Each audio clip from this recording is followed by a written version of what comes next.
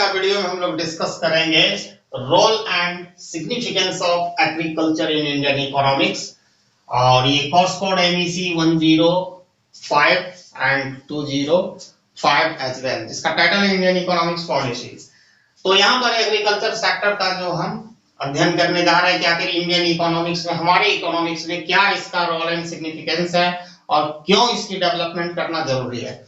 आप आजादी के पहले, before independent and after independent, agriculture sector has a contributed a great role in our Indian economics. आजादी के पहले भी और आजादी के बाद भी, जैसे LIC का नारा था कैसे, जिंदगी के साथ भी जिंदगी के बाद भी, उस तरह ये सेक्टर आज भी, ठीक है, ग्रेटर रोल अदा करते जा रहा है। सिग्निफिकेंस इसका रोल है, इसकी रोल को कभी अंडर एस्टिमेट नहीं किया जा सकता है। और ये बेसिस है, यही बेसिस प्लेटफॉर्म है जो सब इंडस्ट्रीज को, यहीं से हमको एसेंशियल रॉ मटेरियल मिलता है जो डेवलपमेंट को बढ़ाता है, माने इंकरेजमेंट करता है, ठीक है। और इसमें कम से कम आप देखोगे आजादी के टाइम में या इकोनॉमिक सर्वे 1971 का देखोगे तो उस समय हमारा अराउंड लगभग 70% our population, 59 point something population. और आजादी के समय देखोगे तो हमको लगता है कि अराउंड 75-70% इसी पर एंगेज था एग्रीकल्चर सेक्टर में, जहां अपनी लाइवलीहुड के लिए, जीविका चलाने के लिए। तो यही है। तो इसका हम एक एक पॉइंट करके रोल देखेंगे, ठीक है। कंट्रीब्यूशन टू नेशनल इनकम, इसका contribution to national income, contribution मतलब नेशनल इनकम में contribution to national income, national income. अब इसका नेशनल इनकम में क्या रोल है, कितना पैसा इससे हमको मिलता है, परसेंटेज हमारे नेशनल इनकम में, तो उसके बारे में हम लोग देखेंगे, ठीक है। Contribution to agriculture sector to our national income is around, आप आंकड़ा याद रखिएगा, 59% था। कब? आज की बात नहीं है, ये 59% था कब? Eight the time of independence के बड़े आफ्टर जस्ट इंडिपेंडेंट, जब हम अंग्रेजों से आजादी किए थे उस समय। और इसकी मात्रा घटकर जो इकोनॉमिक सर्वे 2017-18 में कितना हो गया है, यहां से देखिएगा बहुत हिडन 15% हो गया है।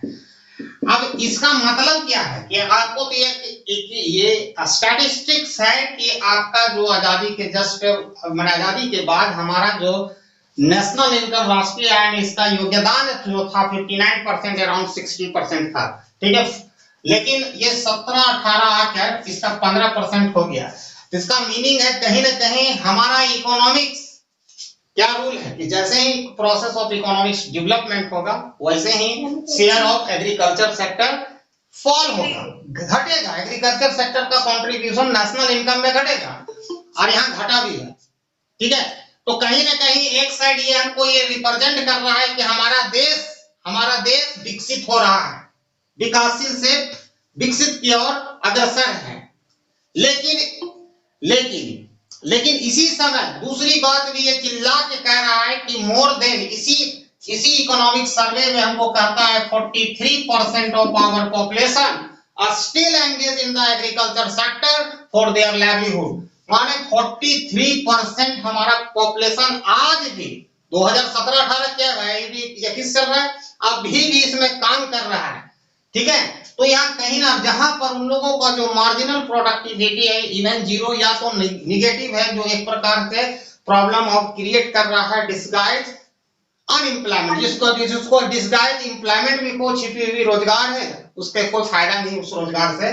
तो यहाँ कहने का मतलब है एक तरफ इंडिया को दिखा रहा है कि वो विकसित हो रहा है, और दूसरा तरफ ये भी दिखा रहा है मेरे दोस्त कि हमारा जो देश है कहीं ना कहीं पिछड़ापन को भी दिखा रहा है जब इतने लोग इसमें एंगेज है। यानी साफ ये कह रहा है, ये इकोनॉमिक्स डेटा जो इकोनॉमिक सर्वे ऑफ 2017-18 है, साफ कह रहा है एक तरफ कि हमारा इंडिया को अगर विकास की, डेवलपमेंट के बेसिस पर देखा जाए तो दो तरह की इंडिया है, एक डेवलप इंडिया, एक अंडर डेवलप्ड इंडिया। जो दिखा रहा है 15% घटा है, कहीं ना कहीं अदर सेक्टर का डेवलपमेंट हुआ है, लेकिन एग्रीकल्चर का डेवलपमेंट उस रफ्तार से नहीं हुआ जिस रफ्तार से होना चाहिए। जिसमें ग्रीन रेवोल्यूशन में भी हम बात करेंगे तो कुछ ही राज्य तक ये कन्फाइंड रहा। पंजाब और आपका हरियाणा ज्यादा मेजर किया। कुछ ही प्रोडक्ट क्रॉप पर रहा, आपका धान जिसको पैडी कहें और व्हीट पर रहा, बाकी सब दाल वगैरह का कोई प्रोडक्शन में अपनी वृद्धि नहीं हुई। तो ये था कहीं ना कहीं हमारा सेकंड जो ग्रीन रेवोल्यूशन की आवश्यकता है। ठीक है, इसका बहुत सारा डाइवर्सिफिकेशन भी हुआ जो आगे चल के क्लियर होगा। तो ये आपका एक तरफ तो रिमार्केबल आपका प्रोग्रेस हुआ है कि हमारा नेशनल इनकम में, किसी भी कंट्री का अगर नेशनल इनकम में एग्रीकल्चर प्रोडक्ट की कमी होती है शेयर, इसका मतलब वो डेवलप कर रहा है। ठीक है, लेकिन दूसरी तरफ अगर उसका स्टिल यहाँ पर 43% अगर मान लो लगभग आधा जनसंख्या, लगभग तो आधा जनसंख्या अगर उस पॉपुलेशन अगर एग्रीकल्चर सेक्टर पर निर्भर है, तो कहीं ना कहीं ये भी बात सच है कि हमारा देश में माने आधा इंडिया विकसित है तो आधा इंडिया अंडर डेवलप है। एक यूनिक फ्यूचर ये दिखा रहा है इंडियन इकोनॉमिक्स में एग्रीकल्चर से रिलेटेड। और एग्रीकल्चर हमारे यहाँ क्या है बता देते हैं, ये एक सबसे बड़ा चीज है कि हमारे यहाँ एग्रीकल्चर, हमारा कैसे majority of our population living in the rural area, ज्यादातर लोग अभी भी रूरल एरिया में रहते हैं। तो वहां कहीं ना कहीं, और ये आंकड़ा जो दिखा रहा है इकोनॉमिक सर्वे ऑफ 2017-18 में ये 43% है ना, ये डायरेक्टली डिपेंड करते हैं, लेकिन इनडायरेक्टली भी बहुत लोग डिपेंड करते हैं। जैसे फसल को खरीदने और बेचने वाला के बीच में मीडिएटर होता है, मिडिल मैन होता है, वो सब अलग एंगेज है। बात समझ रहे हो? Yes sir. अब ये एग्रीकल्चर अनऑफिशियल भी होंगे जी, जिसका अभी अकाउंट इंडियन इकोनॉमिक्स या सरकार के पास उसका रिकॉर्ड नहीं है। ठीक है, तो ये था पहली बात। दूसरी बात है कि ये पहला पॉइंट समझ में आ गया तुम लोग को बढ़िया से? Yes sir. एक पहला रोल है कंट्रीब्यूशन ऑफ, माने इसी को माने क्रिटिकली आपको सजेस्ट करना है कि इकोनॉमिक्स डेटा दिया गया उसको आपसे इंफर है, कंक्लूजन आपको लेना है। दूसरा है largest employment provider, largest employment provider.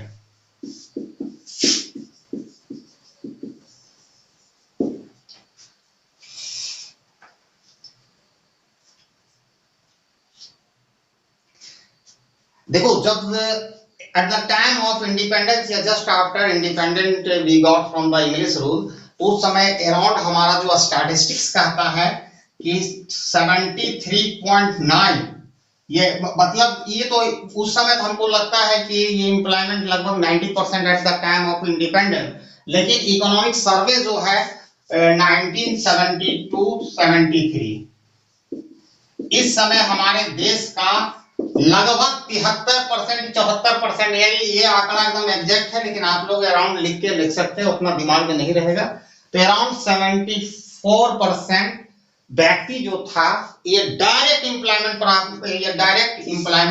मैंने प्रदान कर रहा था, प्रोवाइड कर रहा था agriculture sector. Agriculture sector provided more than 73 या 74, अराउंड 74% ऑफ आवर पॉपुलेशन। ठीक है, टू एम्प्लॉयमेंट दे रहा था। ठीक है, एम्प्लॉयमेंट प्रोवाइडर था, जो ग्रेजुअली घटकर 2017 और 18 के जो आप इकोनॉमिक सर्वे देखोगे, जैसा कि अभी मैंने बता चुका हूं, ये घटकर आंकड़ा हो गया, कितना हो गया? नियरली 43%। फिर स्टिल एक चीज डेवलपमेंट होता है कि इस एरिया में देखो, हो सकता है आप ग्रीन रेवोल्यूशन में एक पॉइंट हम बोलना भूल गए कि वो कुछ फसलों तक, कुछ राज्य तक और कुछ किसानों तक, जो बड़े किसान थे वहीं तक बेनिफिशियल हुआ। छोटा और मार्जिनल किसान के लिए इसका एडवर्स इफेक्ट हुआ। आज जो 73% जो दिखा रहा है 43%, उसमें मान के चलो 30 to 35% मार्जिनल एवं मार्जिनल किसान, जो सबसे सीमांत किसान कहते हैं, गरीब किसान है, जिसके पास होल्डिंग बहुत ही कम है, वो सरकारी जो बेनिफिट है, क्रेडिट फैसिलिटी है, वो भी उठा नहीं सकते हैं। वो डायरेक्ट आपका जाते हैं कहाँ? मनी लेंडर जो होता है ना, देसी महाजन, उसके पास जाते हैं, जो higher rate of interest charge करता है, बहुत मैनी काइंड्स ऑफ एक्सप्लॉयटेशन करता है। ठीक है, तो यहाँ है, तो इसमें कोई धूमत नहीं है कि with the rapid increase our population, हमारा पॉपुलेशन का सबसे तेजी से विकास हुआ था 1950-51 से 1980-81। इतना के बीच में हमारा पॉपुलेशन का ग्रोथ रेट या हमारा कंट्री पॉपुलेशन एक्सक्लूजन से पास कर रहा था। एक्सक्लूजन तब होता है जब किसी देश की जनसंख्या 2% से ज्यादा बढ़ती है, उस समय का। इसके बाद धीरे धीरे स्लोरेट होने लगा, यानी कहीं ना कहीं इकोनॉमिक्स डेवलपमेंट हुआ। इस समय जो पीरियड था, यहाँ पर क्या हुआ कि हेल्थ फैसिलिटी का रिमार्केबल मतलब क्या हुआ, रिमार्केबल प्रोग्रेस हुआ हेल्थ फैसिलिटी। तो एक तरफ तो मृत्यु दर घटी, मैंने डेथ रेट में डिक्लाइन हुआ, दूसरी तरफ हमारा सोशल जो इंस्टीट्यूशन था कि भैया एक बेटा होना जरूरी है, 10 को कहीं बेटी हो जाए, ये सोशल इंस्टीट्यूशन था जो माइंड में था, सोशल टैबू था, रिलीजन जो कह सकते हो रिजिडिटी था, जिसके कारण लोग ओवरनाइट ये चेंज नहीं होता है, विचारधारा नहीं चेंज होता। मेडिकल फैसिलिटी और डेथ रेट तो गिर गया, birth rate as it is रहा आज तक। इन्हें ना तो एजुकेटेड है, आप देखिएगा कि हमने बताया था कि जितना ज्यादा एजुकेटेड, देखिए एक महिला जो एजुकेटेड हो जाएगा, पुरुष को एजुकेशन होने से कोई फायदा नहीं है, महिला को एजुकेटेड कर दो ना। अगर ग्रेजुएशन होगी कोई महिला तो उसके बच्चे 2 से ज्यादा नहीं होंगे, ये गारंटी है मेरा। अब एक 2 एमए करेंगी तो 1 होगा, और भी ज्यादा पढ़ेंगे हायर 2 भी हो सकता है, हम नहीं कह सकते, लेकिन 2 से अराउंड एवरेज ज्यादा बच्चे नहीं होंगे महिलाओं का। हम 2 हमारे 2, ऐसा है वो फैमिली प्लानिंग में भी स्लोगन है। तो खैर हम वहां नहीं जाएंगे। इतना पीरियड में हमारा जनसंख्या बहुत तेजी से बढ़ा था। जनसंख्या बढ़ने का मतलब है कि वो बच्चा तो बड़ा होगा, ग्रोइंग लेबर फोर्स ज्वाइन किया था, ठीक है। और कहीं ना कहीं इतनी बढ़ती हुई जनसंख्या को एक लौता एग्रीकल्चर सेक्टर था जो अपने को एब्जॉर्ब किया, माने कुछ लोगों माने पूरे लोगों का काम किया, क्योंकि अदर सेक्टर का डेवलपमेंट इस पीरियड में भी और इस पीरियड के बाद भी इंप्रेसिव नहीं था। हमारा मैन्युफैक्चरिंग सेक्टर नहीं डेवलप हुआ, डायरेक्ट हो गया सर्विस सेक्टर। तो कुछ सर्विस सेक्टर में चले गए ज्यादातर लोग और कुछ एग्रीकल्चर सेक्टर में रहे। हमारा मैन्युफैक्चरिंग सेक्टर डेवलप नहीं हुआ, जो एक यूनिक फ्यूचर है इंडियन इकोनॉमिक्स का, जिसके कारण आज हमारा country massive unemployment problem face कर रही है। तो ठीक है, ये है, समझ में आया ये बात? Yes sir. अच्छा, डेवलपमेंट जो डिपेंडेंस ऑफ इंक्रीजिंग पॉपुलेशन, ठीक है, on agriculture has a increase, मतलब हमारा इंडिपेंडेंस जो एग्रीकल्चर पर है due to growing population, labour force से बहुत ज्यादा हैवी है, ठीक है, जिसके कारण marginal productivity of our farmer, जो किसान का मार्जिनल प्रोडक्टिविटी है 0 है, और जहां नेगेटिव होगा तो उल्टा आप समझ सकते हैं, 0 है, इससे ज्यादा आप इंप्लाई नहीं कर सकते हैं। जैसे MPa marginal productivity of labour is 0, मतलब इस एक ऐसा पॉइंट है, इसके बाद आप प्रोडक्शन आपका नहीं बढ़ेगा। अब मान को चलो एक एग्जांपल से समझा देते हैं। एक लाइन सुनो, लाइन को छोड़ दो, एग्रीकल्चर को, एक गाड़ी में एक ही ड्राइवर को चढ़ाओगे, कार है तो एक ड्राइवर रखोगे, 2 को ड्राइवर रखने से क्या घाटा होगा। उसी तरह क्योंकि एक ड्राइवर जहां रखा तो एमपीएल उस कार में जो मार्जिनल प्रोडक्टिविटी ऑफ ड्राइवर 0 हो गया, ठीक है। अब जैसा ही तुम दूसरा ड्राइवर को चढ़ाओगे तो नेगेटिव हो जाएगा, 0 के बाद तो नेगेटिव ले जाएगा जी, जाएगा कि नहीं? समझ गए? हाँ, तो यही बात है जिसके कारण एक प्रॉब्लम उत्पन्न होता है, जिसको हम लोग कहते हैं डिस्गाइज एम्प्लॉयमेंट। मतलब आप रोजगार में हैं लेकिन आपकी कंट्रीब्यूशन अर्निंग 0 के बराबर है, मतलब जो व्यक्ति अंडर एम्प्लॉयमेंट हो गया, मतलब 2 आदमी मिलकर काम कोई कर रहा है, मान लो 1,000 रुपया घर ले जा रहा है, उसी काम को 2 से हम 4 कर देंगे तो 500 रुपया घर लेके जाएगा, ठीक है। Yes sir. तो ये हो गया तीसरा जो पॉइंट है कि provision of food supply to expanding population, मतलब हमारी बढ़ती हुई जनसंख्या को, ठीक है, ये फूड सप्लायर भी है। और आपको हम बताएंगे जो 1962 जब चाइना के साथ हमारी लड़ाई हुई थी 1965 में, उस समय हमारा देश किस स्थिति में था वो भी बताएंगे इसके बाद में, ठीक है। तो तीसरा पॉइंट यहाँ पर हमारा फोकस रहेगा role and significance of agriculture in Indian economics. तीसरा पॉइंट है फूड सप्लायर। आप जानते हैं एग्रीकल्चर इज ओनली सेक्टर, ठीक है, या आप मतलब agriculture is the basic sources of our food supply, या only sector can supply our food. ये बात सत्य है कि नहीं? Yes sir. जो भी होता है, ठीक है। If agriculture fail to meet demand, अगर एग्रीकल्चर नहीं पूरा डिमांड पूरा कर गया, अभी भी जनसंख्या हमारा डिक्रीजिंग रेट से बढ़ रहा है, अगर हम माने 2% से कम बढ़ रहा है, अगर चूंकि ये तो ग्रोथ का रिफ्लेक्शन है, अगर हमारी प्रेजेंट एग्रीकल्चर जो सिस्टम, एग्रीकल्चर सेक्टर अगर वो डिमांड को पूरा नहीं कर पाए, जो बढ़ती हुई जनसंख्या के कारण फूड प्रोडक्ट की है, तो इसका नतीजा क्या होगा, हमारी इकोनॉमिक्स को मतलब एडवर्सली, मतलब विपरीत प्रभाव डालेगी ग्रोथ रेट को। ठीक है, और ये हाल हम लोगों ने देखा है, और जिसके कारण तीन 5 ईयर प्लान चल रहा था प्लानिंग कमीशन के द्वारा, 3 प्लान हम लोगों ने किया था। ये हम लोग देखा है 1962 में हमारी लड़ाई हो गई थी चाइना से, 1965 में हमारी लड़ाई हो गई, इसी कारण एक आदमी को नोबेल पुरस्कार भी हमारे देश में मिला था। वो बाढ़ को, माने वो भूखमरी की, स्टार्वेशन की समस्या को बहुत ही नजदीकी से देखा था बंगाल वाले अमर्त्य सेन जी, और उन्होंने इसी चीज को लिखकर वेलफेयर इकोनॉमिक्स में 2010 में नोबेल पुरस्कार लेकर चले गए। इस समय बहुत ही बुरी स्थिति थी, और उतना ही ईमानदार हमारा प्रधानमंत्री था लाल बहादुर शास्त्री। इसी पीरियड में भूखमरी की समस्या थी। हमारे चाइना से जो लड़ाई हुआ था कि हम हार जाते हैं, नहीं, हमारे सैनिकों के पास गंजी नहीं था, जाड़ा में वहां ठंडा में था, इत्थी नहीं था, मतलब कि जर्सी नहीं था, जूता नहीं था, फिर भी उन लोगों ने माने 90% हम लोगों की जीत हुई, हम मानते हैं उसका 100% हुई, हालत पंचर कर दिया था 62 में, वही लाल बहादुर शास्त्री हमारे प्रधानमंत्री थे। तो कहने का मतलब है कि फूड सप्लायर अगर हमारा जो बढ़ रही जिस रफ्तार से जनसंख्या यहाँ से वहां, अभी इंडिया प्रेजेंटली फूड सप्लाई में अच्छा है, मतलब सरप्लस से ज्यादा है, हमारा कंजप्शन से ज्यादा भी प्रोडक्शन है, तो कहीं ना कहीं हमारा जो एग्रीकल्चर सेक्टर है, बात को समझिएगा, एग्रीकल्चर सेक्टर है जो हमारी ग्रोइंग जनसंख्या का खाना पीना भी दे रही है, पहली बात। और दूसरी बात है कि एक तरफ तो रोजगार दे रही है, दूसरी तरफ ये खाना भी उपलब्ध करा रही प्रत्येक व्यक्ति को जो एग्रीकल्चर सेक्टर में नहीं, जैसे हमारा, ये बात है। तो इसका मतलब इसका डेवलपमेंट की अर्जेंट नीड है। अगर ये फेल कर जाएगा तो it is certain to affect our economics badly.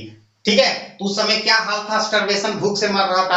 आज तो उतनी बुरी स्थिति नहीं ना, हम लोग देख चुके हैं कोरोना पीरियड में देख चुके हैं, जो सरकार 35 किलो चावल दे रही थी, वो कहीं ना कहीं किसानों का मेहनत है। तभी फूड कॉर्पोरेशन ऑफ इंडिया, जिसको हम कहते हैं फूड कॉर्पोरेशन ऑफ इंडिया, कब इसका एस्टैब्लिशमेंट हुआ था?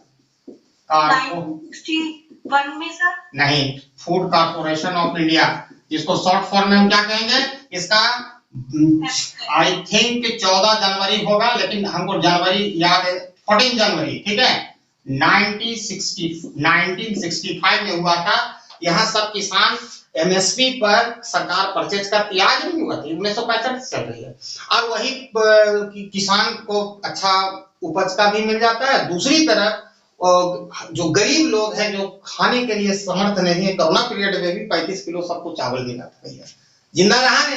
ऐसा भूखमरी नहीं था 1965 और 62 की बात है। उस समय हमारा आजादी से बोल रहे थे कांग्रेस क्या किया, कांग्रेस भी किया अपना जमाना में, जिस तरह था करप्शन में भी था, काम वो भी किया, ऐसा बात नहीं है।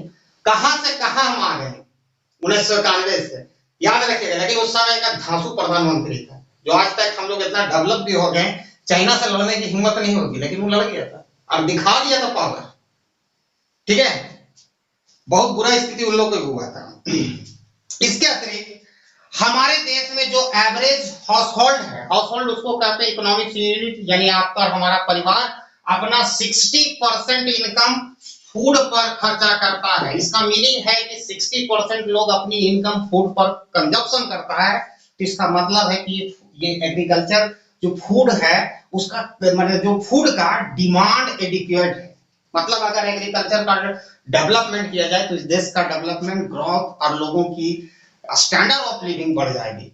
ठीक है, ये रोल है और इसकी सिग्निफिकेंस है एग्रीकल्चर को, एक अर्जेंट नीड है। इसके बाद आप आओगे प्रोवाइडिंग रॉ मटेरियल। इतना तो सबको समझ में आ रहा है भैया कि अगर इंडस्ट्रीज है, मान लो तुम कोई चीज का इंडस्ट्रीज खोलना, ठीक है, तो यहां पर हम लिखते हैं raw material to industries, raw material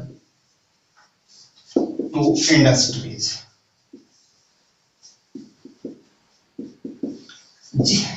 जितना भी इंडस्ट्रीज है अपना रॉ मटेरियल के लिए, एसेंशियल रॉ मटेरियल, जो नेसेसरी रॉ मटेरियल के लिए डायरेक्टली निर्भर करता है, बस एक ही सेक्टर है एग्रीकल्चर। चाहे शुगर मिल हो शुगर केन के लिए, कॉटन टेक्सटाइल हो कॉटन के लिए, ठीक है, फूड प्रोसेसिंग इंडस्ट्रीज हो, ऑयल इंडस्ट्रीज हो। ऑयल कहां से आता है भैया? कोई चीज का ऑयल का नाम बताइए ना आप लोग, चाहे मस्टर्ड हो या इसको क्या कहते हैं रिफाइंड तेल हो, वनस्पति हो, सब कहीं ना कहीं रहता है। वही हाल है जिस तरह की आप कहिएगा कि सूर्य के बिना धरती, सूर्य क्या है? साक्षात विष्णु भगवान है। विष्णु भगवान आप कह दें या साक्षात भगवान ही कह दें, भगवान तो सभी एक ही है, वो साक्षात है, वो नहीं तो कुछ नहीं। अब बोलिएगा कि नहीं शेर तो जिंदा रह लेगा, कैसे रहेगा भैया? उसको हिरण खाएगा, हिरण का कहाँ खाना बनता है? एक्चुअली सूर्य पहला तो फर्स्ट प्रोड्यूसर कौन है? प्लांट। हम लोग सेकंड बने कंज्यूमर है। जितना भी एनिमल है, प्लांटे नहीं रहेगा, हिरण नहीं रहेगा, हिरण नहीं रहेगा, शेर कहां से रहेगा? और इतना ठंडा हो जाएगा कि हम लोग ऐसे ही मर जाएंगे। ठीक है, तो कहने का मतलब है कि जितना भी इंडस्ट्रीज है इट प्रोवाइड करता है एसेंशियल रॉ मटेरियल। जैसे इंडस्ट्रीज हो गया cotton, sugar, jute, vegetable oil, tin food, cigarette, रबड़, जितना भी इंडस्ट्रीज है सबका आता है मटेरियल। बोलिएगा सिगरेट का क्या जरूरी है? उसको उसका भी अंदर का जो भरा जाता है चीज वो भी एग्रीकल्चर। जितना भी अफीम है, ड्रग्स है, जितना भी नारकोटिक्स से लेके नशा संबंधित से लेके जितना भी इंडस्ट्रीज आज रन करता है उसके लिए रॉ मटेरियल चाहिए, और वो रॉ मटेरियल डायरेक्टली एग्रीकल्चर से आता है। तो ये इंडिकेशन कर रहा है कि अगर हम एग्रीकल्चर को डेवलपमेंट कर देंगे तो नो डाउट हम एक्सपोर्ट भी करने लगेंगे manufacturing product like a develop country. यानी एग्रीकल्चर के डेवलपमेंट के साथ पॉजिटिव कोरिलेशन है अदर इंडस्ट्रीज का। यानी आप कह सकते हो कि एग्रीकल्चर इंडस्ट्रीज एंड जो माने agriculture sector and industrial sector are complement to each other. दोनों एक दूसरे की दोनों एक दूसरे के लिए पूरक है, कंप्लीमेंट है। एक के बिना दूसरे की विकास की कल्पना नहीं की जा सकती है। ठीक है, समझ रहे हो बात? अगर एग्रीकल्चर फील्ड माने एग्रीकल्चर का डेवलपमेंट नहीं किया जाएगा तो ये सब जितनी इंडस्ट्रीज है, food processing industries is a completely depend upon the agriculture. और आप जान रहे हैं हमारे यहाँ एग्रीकल्चर है, Indian agriculture is the Gamble of monsoon, monsoon के साथ है। तो इरिगेशन की जो इनलार्जमेंट करने की जरूरत है इरिगेशन फैसिलिटी का, चाहे प्राइवेट गवर्नमेंट सेक्टर के द्वारा हो, प्राइवेट सेक्टर जैसे भी हो, किसानों को प्रोटेक्शन मिले। एक हम कल बोले थे कि चाइना और हमें यही है। हेलो, सोशल सेफ्टी नेट जो सर बोला था आपने। हाँ, सोशल सेफ्टी नेट, हाँ सोशल सेफ्टी नेट एक कंसेप्ट है, सोशल सेफ्टी नेट। हमारा चाइना में बस यही अंतर है कि वहां हमारा में यही अंतर है कि वहां सोशल सेफ्टी नेट बहुत तगड़ा है और हमारे यहाँ सोशल सेफ्टी नेट नहीं तगड़ा है। हमारा गवर्नमेंट में कहीं ना कहीं मैकेनिज्म में फेल्योर है, हमारा ब्यूरोक्रेसी में फेल्योर है। वहां पर मार्जिनल किसान जो होता है ना, जो भी छोटा किसान वहां भी होती है, ऐसी बात नहीं है, लेकिन उसको गवर्नमेंट के द्वारा गोद ले लिया जाता है, उसको पूरा हेल्प किया जाता है। हमारे यहाँ जस्ट उल्टा होता है। जो लोग जरूरतमंद है उनको वो फैसिलिटी आज नहीं मिल पाता है। वो फार्मर जो बड़े बड़े मीडियम आकार के वो उसका फैसिलिटी को लूट लेते हैं गलत तरीका। इसमें हमारा ब्यूरोक्रेसी भी इन्वॉल्व है और हमारा गवर्नमेंट भी रिस्पॉन्सिबल है। ठीक है, कोई ऐसा खतरनाक मतलब स्टर्न लॉ रेगुलेशन नहीं कर पा रहा है। ठीक है, दूसरा नंबर बात मार्केट फॉर इंडस्ट्रियल, इसमें हो गया कि रॉ मटेरियल जो होता है जब तक हम कृषि सेक्टर को विकास नहीं करेंगे तब तक इसमें नहीं होगा। दूसरा number market for industrial product, market for industrial product.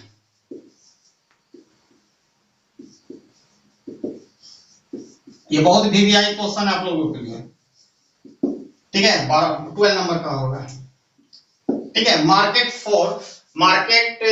For भूल गए लिखना, देखो यहाँ 4 लिख देना। ठीक है, मार्केट फॉर इंडस्ट्रियल प्रोडक्ट। आप जानते हो जैसा कि आप जान रहे हैं कि रॉ मटेरियल यहीं से आता है, लेकिन एक चीज है कि हमारा जिस साल मानसून अच्छा आता है उस साल हमारे लोगों की इनकम, कृषि में जो लोग हैं पॉपुलेशन लगभग 43% लोग हमारा कृषि में एंगेज है डायरेक्टली, उन लोगों की इनकम अच्छा हो जाती है। मॉनसून समझ रहे हैं, पानी बढ़िया वर्षा होना जिससे धान का पैदावार अच्छा होता है। उस साल माने majority of our population still living in the rural area. ठीक है, 43% हमारा लोग अभी भी रूरल एरिया में रहते हैं, कृषि कार्य करते हैं। अगर उनका इनकम सही हो गया तो वो डिमांड फॉर इंडस्ट्रियल प्रोडक्ट बढ़ जाता है। बोलिए कैसे बढ़ जाता है, मैं बताता हूँ। जैसे ही किसान को अच्छा पैसा मिलता है, इनकम होता है, तो किसान बहुत सारे इंडस्ट्रियल जो प्रोडक्ट है वो इस्तेमाल करता है जो इनपुट इन एग्रीकल्चर सेक्टर। और इंडस्ट्री में बहुत सारा ऐसा भी कंजप्शन गुड्स भी बनता है, इन्वेस्टमेंट गुड्स भी बनता है। इन्वेस्टमेंट गुड्स में इनपुट के रूप में इस्तेमाल करता है। दूसरा नंबर कंजप्शन गुड्स को टीवी, फ्रिज सब तो ये भी इंडस्ट्री में बनता है, उसका डिमांड बढ़ा देता है इन लोग। देखिए आपका भी इनकम बढ़ेगा ना कि मोटरसाइकिल से घूम रहे हैं, कल कार लेने दीजिएगा, होता है कि नहीं सर? Yes sir. ठीक है, तो ये है, तो आप कह सकते हो city of manufacturing greater than 1, वही मतलब जी जी जी। और ये रिलेशनशिप है, पॉजिटिव को रिलेशनशिप। इधर इंडस्ट्रीज है, IN लिख दिए, इधर एग्रीकल्चर है, ओरिजिन XY, ये दोनों जितना एग्रीकल्चर का डेवलपमेंट होगा उतना ही मार्केट फॉर इंडस्ट्रियल बढ़ते जाएगा। इस पॉइंट पर जाइएगा तो यानी पॉजिटिव रिलेशनशिप है, अपवर्ड कर्व जा रहा है। इसका कहने का मतलब बहुत are complementary to each other. दोनों कंप्लीमेंट्री गुड्स क्या होता है? Two goods are use jointly, जैसे कार और पेट्रोल एक साथ होता है, उसी तरह एग्रीकल्चर का डेवलपमेंट का मतलब ही होगा कि हमारा इंडस्ट्रीज का भी डेवलपमेंट होगा, यानी उसका भी मार्केट का एक्सपेंशन होगा। ठीक है, अब लास्ट है कमर्शियल इंपॉर्टेंट। अब हम लोग बिजनेस से देखेंगे, इसको रिलेट करेंगे एग्रीकल्चर सेक्टर को। कमर्शियल इंपॉर्टेंट या सिग्निफिकेंस, ठीक है। ओनली मैं एग्रीकल्चर जो सेक्टर इंडस्ट्रीज, एग्रीकल्चर इंडस्ट्रीज का सिर्फ 3 प्रोडक्ट लेते हैं, कॉटन, जूट और tea account for more than 50% of total export earning of our country. यानी 3 प्रोडक्ट एग्रीकल्चर प्रोडक्ट का 50% से भी ज्यादा योगदान है रेवेन्यू लाने में एक्सपोर्ट से, मतलब इंटरनेशनल ट्रेड से, तो वो 3 है। ठीक है, सबसे बड़ी बात है। इसके अतिरिक्त आफ्टर इंडिपेंडेंट टू टिल 1991 माने before adoption of new economics policy of June 1991, ठीक है, वो पॉलिसी अपनाने के पहले तक आप जान लो कि share of agriculture, the share of agriculture in our total export, ठीक है, share of agriculture in our total export का आंकड़ा था रोज अराउंड हो गया था 70 to 75%। मतलब आजादी से लेके नया इकोनॉमिक्स पॉलिसी यानी बिफोर ऑफ 1991 तक, ठीक है, जो शेयर था एग्रीकल्चर प्रोडक्ट का हमारा एक्सपोर्ट अर्निंग में वो 70 से 75% बढ़ा था। कब तक? 1991 में, जब हम LPG की पॉलिसी नहीं लागू किए थे, लिबरलाइजेशन, ग्लोबलाइजेशन एंड प्राइवेटाइजेशन।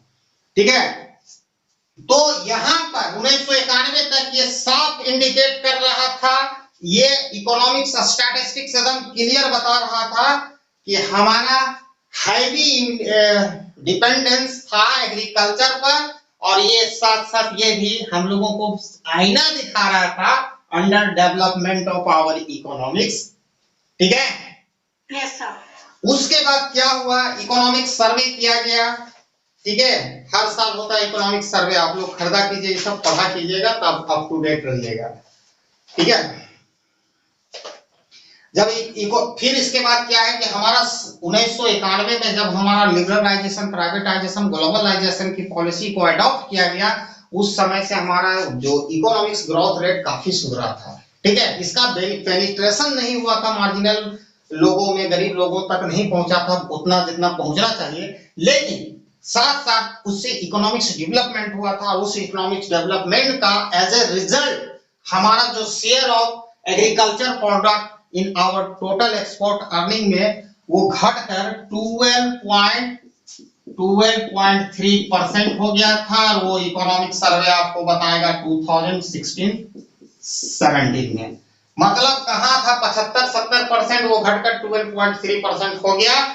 इससे साफ झलकता है एक चीज कि ये जब हमारा देश में जो मनमोहन सिंह थे उस टाइम फाइनेंस मिनिस्टर और prime minister PV Narasimha Rao थे, जब उन्होंने इकोनॉमिक्स पॉलिसी को अडॉप्ट किया था, फर्स्ट जनरेशन इकोनॉमिक्स पॉलिसी जून 1991 में, तो साफ दर्शाता है कि उस समय से हमारे यहाँ डेवलपमेंट हुआ है, काफी तेजी से हुआ है, जिसके कारण काफी तेजी से इसका शेयर एग्रीकल्चर प्रोडक्ट का एक्सपोर्ट अर्निंग में घटा है। अब इसके बाद इतना ही नहीं है, अभी जो नया जो गवर्नमेंट से पहले की हम बात कर रहे हैं, अभी नहीं, जब Manmohan Singh as a PM थे 2004 से, ठीक है, अटल जी भी थे उस समय से, डाइवर्सिफिकेशन हो गया एग्रीकल्चर का, बहुत सारे प्रोडक्ट का डाइवर्सिफिकेशन हुआ, फिर स्पेशल इकोनॉमिक्स जोन बना, फिर हमारे यहाँ हाई वैल्यू एग्रीकल्चर प्रोडक्ट है, उस पर एक क्लास अलग होगा, वो सब अलग चीज है। एग्रीकल्चर का मतलब यही नहीं है भैया हाई वैल्यू एग्रीकल्चर प्रोडक्ट अलग होता है,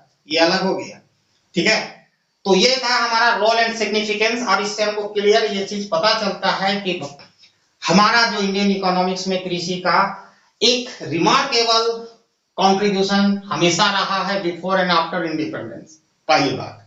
दूसरी बात कि आज भी अराउंड 43% ऑफ पीपुल इसी इंडस्ट्रीज में एंगेज है, और इस सरकार की prime first and foremost duty होना चाहिए कि इसको डेवलप किया जाए, और इसको डेवलप करने के साथ साथ इंटायर अदर सेक्टर का भी डेवलप होगा, इंडस्ट्री सेक्टर, जो इंडस्ट्रियल सेक्टर जिसको कहते हैं, उसका भी डेवलपमेंट होगा, तो ओवरऑल हमारा इकोनॉमिक्स का भी डेवलपमेंट होगा। जैसे फैक्ट्री को, इकोनॉमिक्स में क्या है, इंडस्ट्री इकोनॉमी क्या है, एक फैक्ट्री खोले वो फर्म कहलाया, उसी को फैक्ट्री भी कह सकते हैं, इंडस्ट्री नहीं कह सकते हैं। अब मैंने शुगर का खोला, सारा देश का शुगर का मैंने मिला दिया फैक्ट्री, तो बन गया इंडस्ट्रीज, शुगर इंडस्ट्री। उसी तरह सीमेंट इंडस्ट्री, सारा इंडस्ट्रीज को मिला देंगे तो इकोनॉमी होगा। तो पूरे इकोनॉमिक्स को ओवरऑल डेवलपमेंट करने के लिए हमको सबसे पहले एग्रीकल्चर को डेवलपमेंट करना पड़ेगा। इससे एक तरफ हमारे यहाँ बेरोजगारी की भी समस्या कम होगी, पॉवर्टी भी कम होगा, और एग्रीकल्चर का मतलब सिर्फ एग्रीकल्चर नहीं होता है, अब एलाइड एक्टिविटीज भी है, बियरिंग ऑफ या ब्रीडिंग ऑफ, बहुत सारे चीज इसमें आता है, जैसे एनिमल हस्बेंड्री भी इसी में आता है, जो एनिमल को पालन पोषण करना, ठीक है, जैसे गॉट हो गया, कौ हो गया, तो उसे कौ अमूल्य जो है क्या बन गया है, वो हम लोग वर्ल्ड में नंबर 1 है in the term of milk production, दूध उत्पादन में दुनिया में नंबर 1 है हम लोग। कैसे हैं, एक गांव से शुरू होने वाला चीज अमूल्य जो था, कितना बड़ा इंडस्ट्रीज बना के अपने आप में किया है, ये भी कृषि से, ये भी इसका भी कंट्रीब्यूशन या काउंट कहाँ होगा, कृषि में होगा, ऐसा नहीं कि इंडस्ट्रियल सेक्टर में होगा, ठीक है। Allied activities, agriculture and allied activities मैंने उससे संबंधित, ठीक है। तो आज के क्लास में हम लोग यहीं तक सीमित रहेंगे, ठीक है। तो thanks for watching my video till and, जय हिंद।